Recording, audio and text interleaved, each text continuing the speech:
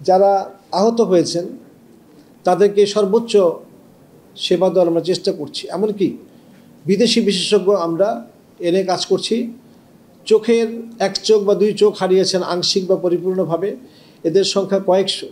তাদেরকে আমাদের ছোট একটা চক্ষু ইনস্টিটিউটে সম্ভব না, বিদেশি বিশেষজ্ঞ দিয়ে আমরা তাদেরকে চেষ্টা করছি। আহত ছাত্রদেরকে বিদেশে চিকিৎসার জন্য আমরা চেষ্টা করছি। এমনকি আমাদের সাথে, আমাদের আওতায় না এরকম একটি সরকারি প্রতিষ্ঠান তাদেরকে বিনামূল্যে টিকিট দিয়েছে, বাংলাদেশ বিমান। তাহলে আমরা কোঅর্ডিনেটেড ওয়েতে কাজ করছি কিন্তু। এবং এই ছাত্র ভাইদের বিনা চিকিৎসায় বা অবহেলায় কেউ মারা গেছে, এটা জাতির কাছে আমরা এই দায়ভাগ নিয়ে পার পাবো না। কারণ হচ্ছে এটা আমাদের দায়িত্ব। আমাদেরকে বিমানের মতো কেউ যদি এগিয়ে আসে যে আমরা চিকিৎসার ব্যয়বহুল অংশটা আমরা বহন করব, সেটা আমাদের জন্য সৌভাগ্য। যদি না করে তাহলে যারা খুবই জরুরিভাবে বিদেশে যাওয়া দরকার আমরা ব্যবস্থা করব। কারণ সরকারের তো সদিচ্ছা আছে, কিন্তু দেখতে হবে যে চিকিৎসাটা ঢাকায় সম্ভব সেই চিকিৎসাটা অস্ট্রেলিয়াতে যেন আমরা রেফার না করি, যদি ব্যাংককে সম্ভব হয়।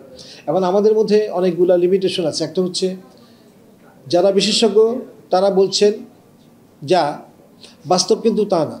আপনাকে দেখতে হবে অর্থ সাশ্রয় এবং সুচিকিৎসা, এই সমন্বয়ের ভার আমাদেরকে দিলে আমরা চেষ্টা করব, করে যাচ্ছি। আমরা এক জায়গায় যখন আমি বলি সংকটকে, আমি যদি আগুন বলি, আগুন নিভাই অন্য জায়গায় আগুন ধরায় দেয়। যেমন একটা গাজীপুর এলাকায় একটা ফার্মাসিউটিক্যাল ইন্ডাস্ট্রিতে শ্রমিকরা আন্দোলন করেছে।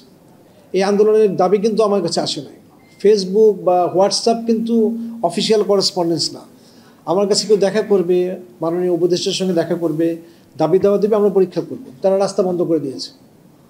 আমরা তাদেরকে যেভাবেই হোক আমাদের সীমিত সাধ্যে, আপনারা জানেন যে পুলিশ এবং আনসারের আমাদের অপ্রতুলতা আছে। কেন আছে আপনারা জানেন।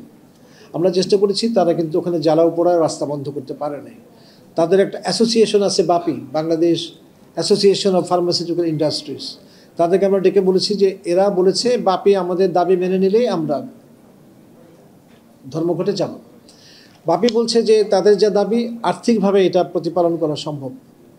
তাহলে মিনিস্ট্রি কীভাবে 24 ঘন্টার মধ্যে 16 বছরের সমস্যার সমাধান করবে? টাকা লাগবে তো।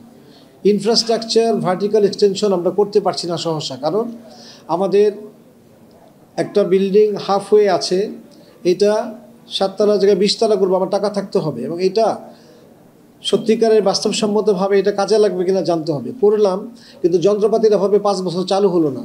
আপনারা কি চান এই ধরনের আমরা খরচ করি? তাহলে আমাদেরকে পুরো বিষয়টা রিকাস্ট করতে হবে, অনেক জায়গায় যেতে হবে। আমার ক্ষমতা খুবই সীমিত।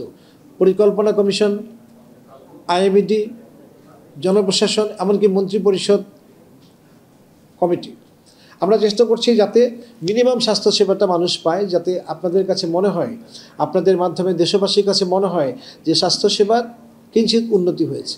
এই জন্য আমরা যা করেছি সেটা হচ্ছে